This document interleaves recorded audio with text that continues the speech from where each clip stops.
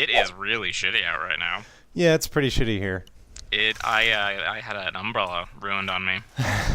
I saw your tweet. It was not an idle thought. It was a thing that happened. I just stuffed it into a trash thing on the whatever. I was pretty pissed.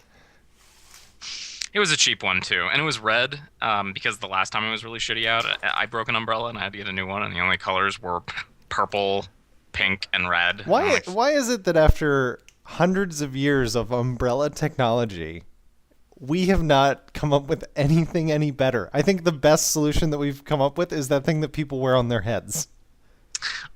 So yeah, Apple should make an umbrella. Eye umbrella. You know the umbrellas that I mostly see women use them, but they seem like a good idea. They're kind of like a dome. Let me see if I can find a picture of it online. I bet if dome umbrella, someone will have there will be an image of this. Is it just like more heavy duty? Yeah, and it's constructed a little bit differently. I totally clicked on the wrong thing. Images. Yeah, like this. I don't know why I'm saying all this. You have no idea what I'm doing. I don't know how to work Skype. How do I get the chat thing up? You have to press that icon. Yep. Okay. Anyway, like that. Yeah. Yeah. So it's made of a better material. They're clear, which I think is a great idea, and they just come down further. I don't think the wind can get in there and rip it open. You know.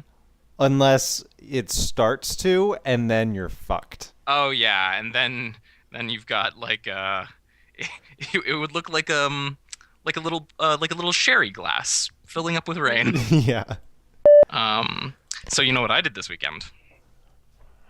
Do I? I don't know. Do you? No. I listened to all of the podcast, all of the past episodes. Oh, you silly man. And I took notes on all of them. And I'll tell you what, we've gotten a lot better. A. Yes. And B. So for the feedback episode that we're going to record, I have one giant piece of feedback for myself. And in listening to each individual episode, it didn't hit me, but listening to them all in a row, by the end, I was like, I almost had a nervous tick. I say one word constantly. Constantly. I say this one word over and over and over again across every episode we ever recorded. And now I'm going to train myself to say it less. Do you know what it is? I'm trying to think because I've probably heard it as many times as you have. Yeah, I bet there's a waveform of it that you would recognize. It's exactly. Exactly. Whenever you say something and I agree with it, I always say exactly. That's what, yep, exactly. And it's driving me crazy to the point of when I heard it on the one that I listened to today, I was just like, I want to turn it off. You can't fall into that trap on your vlogs because you're not speaking to anyone. Exactly.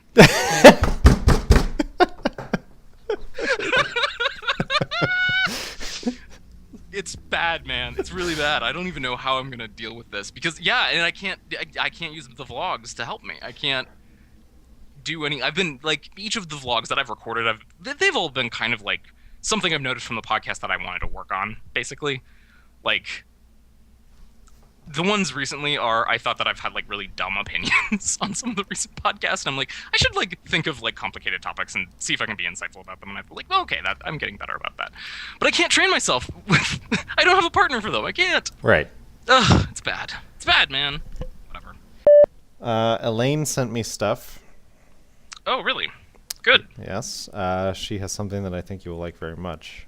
First of all, she said, I just wanted to tell you I've finished catching up on the podcast. You were right. You are hitting a really good format. This is very improved. I enjoyed it muchly.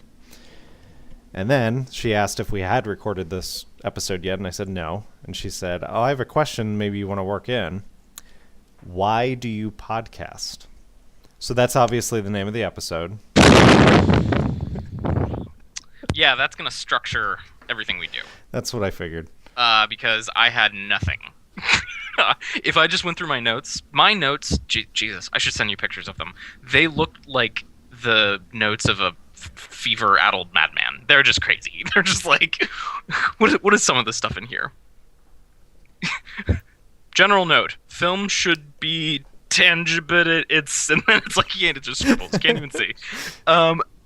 Academy voter director nonsense counterexample Coppola, or are movie/directors just shitty now? If we work through my notes, it would just be like it's like they're like in haiku format. I don't even know what's going on here. It's crazy. Okay, thank you. You have Elaine. to work backwards.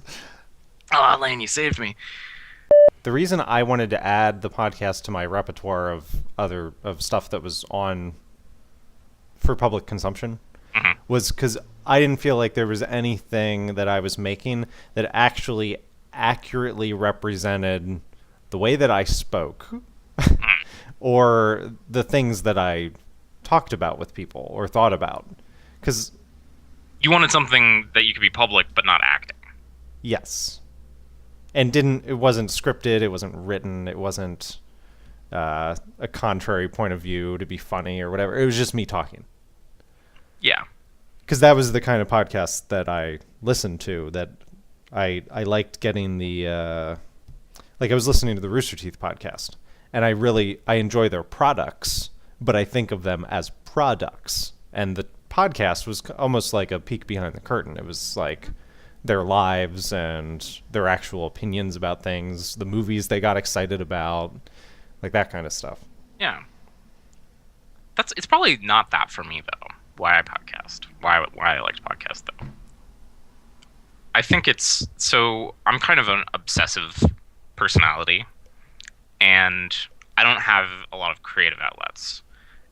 And so, if I'm not doing this, I'm going to get ideas in my head, and then they're just going to, like, stay there until they become, like, crazy, like, compulsions of mine. Like, oh my god, I have so many thoughts about eggs. And this is a nice place for me to, like, oh, and I know exactly what I'm going to do with those thoughts. I'm going to put them in the podcast. And if I didn't do that, then I would probably just explode I would just explode on my friends, basically. I think my friends have noticed it's like, oh, you don't seem to, like, send us all these random stuff anymore. I'm like, you should listen to the podcast. It's all there. Right. I also just like it. I don't know. I don't know if that's a good answer. I've been doing it for a while. I think that's a fine answer. I'll mention that I always liked doing SCHP, but at a certain point, I somewhat came to dread the actual recording of it. It felt like work. Yeah. It felt like... Me too. No, me too. We never talked about it, but it felt like... But yeah, it felt and like the work. reason it didn't completely fall apart is because we knew there was an end that was coming. Mm-hmm. And so it was just like, well, we'll just limp our way to the finish line. Yeah. And it'll be fine. The middle, I've not gone back and re-listened to any of those because that would be nuts. Do you have them? I think I do. Obviously, I do. I think I do. That would be crazy because they're so long and the topics are so complicated and convoluted and there's a movie for... It's not... I was really satisfied with the latest episode that it was like 22 minutes or something. I'm like, oh, it's so short. I love it. Yeah, I don't know. I don't know why this doesn't feel like work. I think it's because we prepare less. Yeah. But it's better somehow. Less preparation has made it better. It's a really bad lesson for children. Maybe it's a good lesson for children. I don't know. You know that podcast I talk about or reference all the time, Hypercritical? Yeah. So weird. I didn't even think about this. So that guy, John Siracusa, he did 100 episodes, and then he finished. And he said that it was work. He would spend hours preparing for it. And he got burnt out. And now he's doing a new podcast, this Accidental Tech podcast, that he doesn't prepare for, and it's honestly better, and he does less prep work.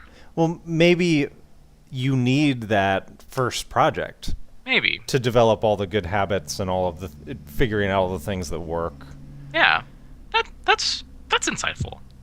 That's true. We wouldn't, if we did this from zero, we probably would never even done it. Because I can tell you there are going to be a lot of similarities between 5 Things and yesterday's news, but the amount of work that goes into it is still going to be drastically less.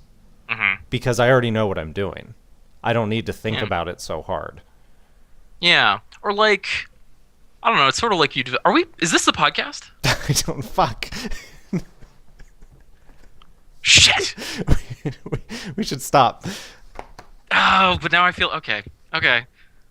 I hope that thought comes up again. Though I just have to say it. If I don't say it, I'm gonna like go crazy. It's like developing a muscle, right? It's hard work developing it, but once you've done it, then you're able to do things easier because Okay, you have yeah. it now, right? Yeah. Okay. We should start because we're gonna like do all of the. We're using all of our good ideas. Yeah, when we Cat, record stop that. Psst. in one of the episodes, I could tell that the cat was in the room because it does it have like tags or a bell or something. We got one of the older episodes. Yeah. Yeah, definitely a bell. I've since taken the bells off of them. They were keeping me awake. Oh God. Well, we put them on because we have this 3-story house now, and I just wanted to keep track of them. But I always know where they are anyway. Yeah. And the one cat he's the protector cat. He thinks he's, like a dachshund or something. And he would sit under our bed all night. And he'd just like chill out under there, and at 2:00 he would decide he was itchy. And then for 10 minutes it would just be ting ting ting ting ting ting ting ting ting ting ting ting ting ting. I'm like, dude, stop it. He's like, I'm protecting you. Well, don't worry. It's having a baby is gonna be. That was good prep work. Right. For being awakened in the night by something you love making noise.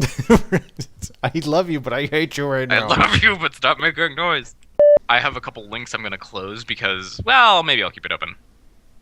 I looked up the very specific rules of how the best picture is. We mentioned, I think it's like this. It's not.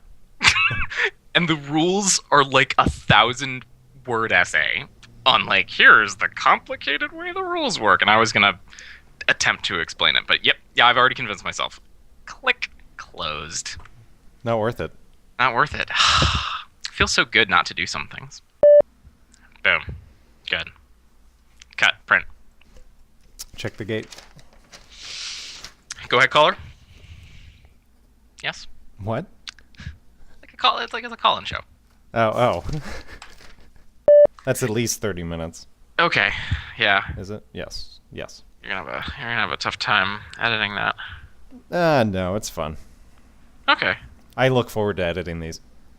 Oh, that's good. SCHP was hard to edit because it was difficult to remove any particular thing and not break the flow.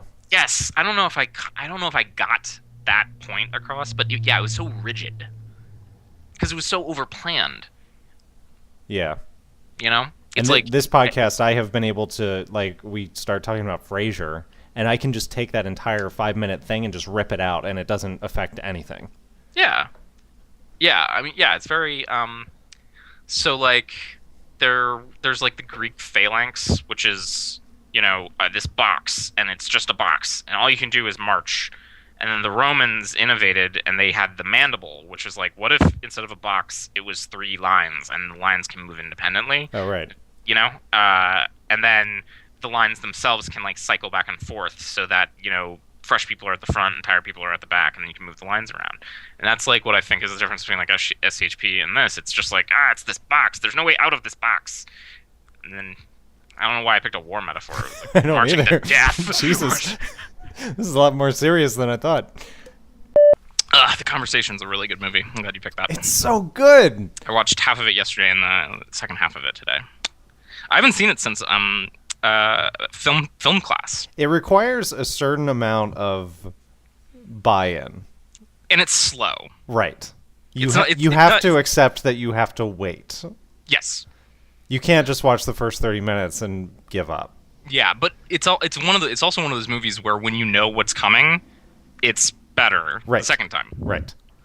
You don't want to spoil anyone on it either. You don't want to because like you said, that first scene contains everything that you need to know. Everything happens in that scene. Everything is there. That's why it's the title. 3 Days of the Condor, while a great film, I enjoy it quite a lot. Sidney Pollack, good director. Yeah. Dino De Laurentiis, whatever. It's good stuff. But it's not the same caliber film. It's not. there's not a lot to discuss about it. It's just like, hey, what a great movie, and It's a good thriller. it's a good thriller. It's and then like, oh yeah, Robert Redford, like he sure did a lot of these movies in the 70s. Yes, yeah, he did. I think it's. I'll probably mention this. I think this is kind of one of the.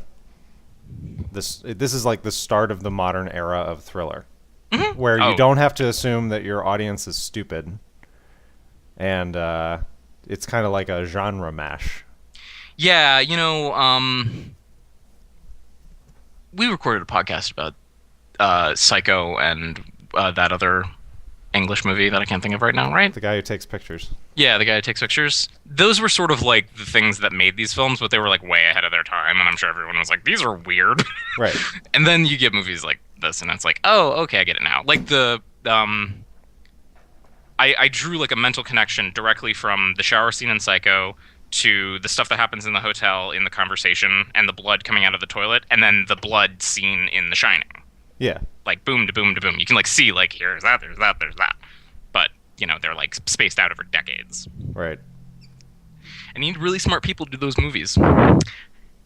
I can't decide whether I think Harrison Ford is a bad actor in the conversation or if he's a great actor in the conversation. Okay. I don't know. Does it make sense? Yes, because after his first couple lines, when Harry walks away from him, he says something like something threatening, like I can't think of the line, but my dad like laughed at it. Yeah, and like when they're walking, when he first gets there, I can't. It's hard. It's that Harrison Ford. What's his name? Stets. Martin Stets. Stat. Yeah. Stat. So he looks like he's consciously trying not to notice Hackman, and I can't tell if it's Stet just being like awkward or if it's Ford just being awkward. I can't. I'm like, well, he's a young actor there. He hasn't been in a lot of movies yet. And it's like, but maybe he's really good. I'm like, my brain, it hurts. I'll bring this up. Have you seen The Lives of Others? I have seen The Lives of Others. Okay. It's a great movie. It's like, it's so similar in idea to The Conversation. Yeah. Different execution. Yeah. And a lot of different context. Yeah, it's the whole living under. It's specific to the East Berlin. Yeah. But God, that's a great movie. I saw it in college. I haven't even thought about it. I have it on DVD. That's a good movie. Sidney Pollack was remaking it when he died, and as far as I know, it's gone. My heart. But he was going to make an American English version. Yeah, it's just subtitles. Yeah, it's a perfectly capable film. Yeah, it doesn't need to be remade.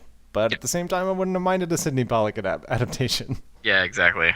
Exactly. When I heard he was making it, I was like, awesome! And then he died. Sidney Pollack.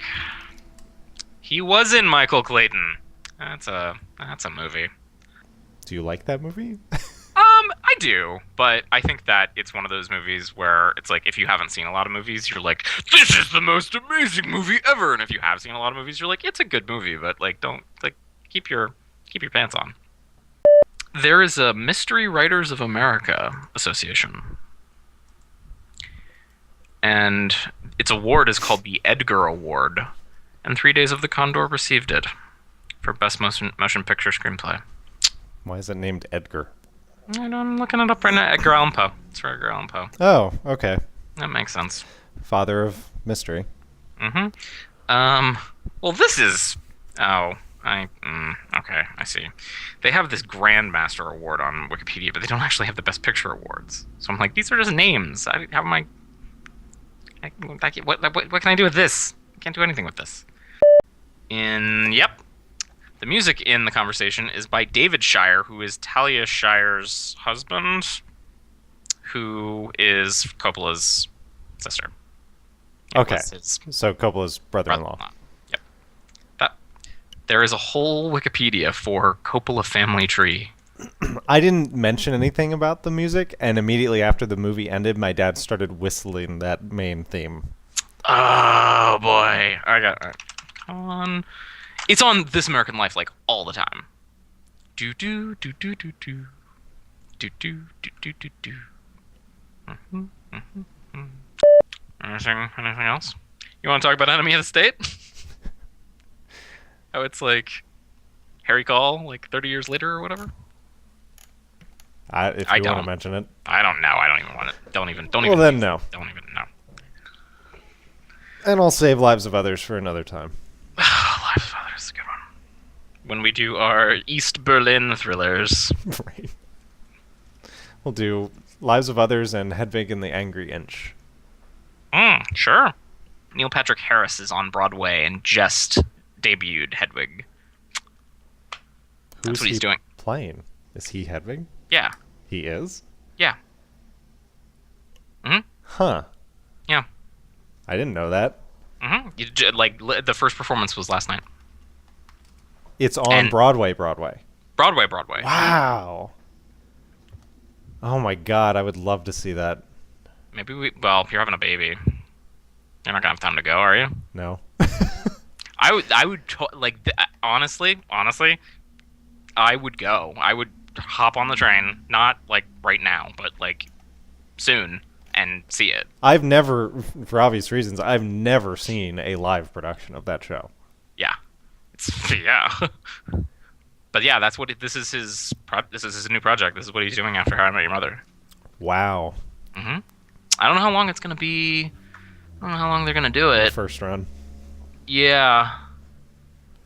I mean, he's a song and dance man. He I've heard that. I've said it. Yeah, I have no idea. I don't think they've even said how long it's gonna run. I don't think they normally decide that. I don't think. Yeah, I don't think they know. They see what happens. The producers with the original cast ran for like a long time. Like over a year, I think, maybe 18 months, with Nathan Lane and Broderick. Yeah. So maybe. I think Mormon ran at least a year. And then both of those guys were like, "Yeah, we can be famous in other ways now." And now Josh Gad is like Disney famous. Josh Gad is Disney famous, and what's his name? Andrew Rannells. He's on.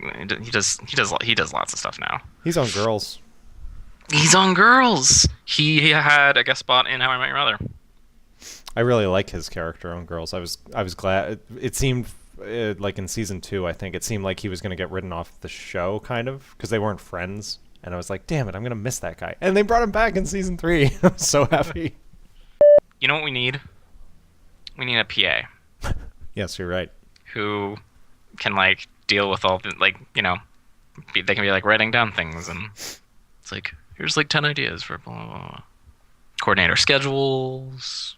Maybe they could do the editing, so you don't have to do that. I know you like the editing, but were there any particularly funny jokes? I don't really remember any funny jokes. It doesn't have to be a joke. Okay. Or any, like... We turn it into a joke. Half of the time that the things about Tori Malatia are so good is because it's not a joke. Like, they pull something really... Something like the really... tragic from the episode and then attribute it to Tori Malatia. Something about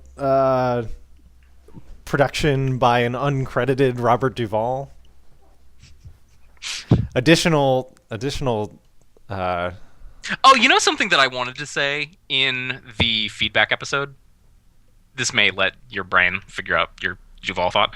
I wanted to say that I kind of wish we go back to those first 2 episodes and just ADR me through the whole thing. Just redo everything. It'll be hard because there's no picture, right? Like, ADR kind of works because you can match your lips. Right. But I kind of want to go back and just re-record all of it and just like, yep, no, that was never poor quality. What are you talking about? You sound much more confident, Carter. Like, that's odd. Okay. So Robert Duvall something? Something about the Coppola family? Right, because like Talia Shire did something on the movie. David Shire did the music. Nick Cage? Something Nick Cage? We didn't say Nick Cage. Right, though. No one's going to get that connection. This episode, blah de blah de blah. This episode, derp derp derp. Do do do do do do do do do do do do.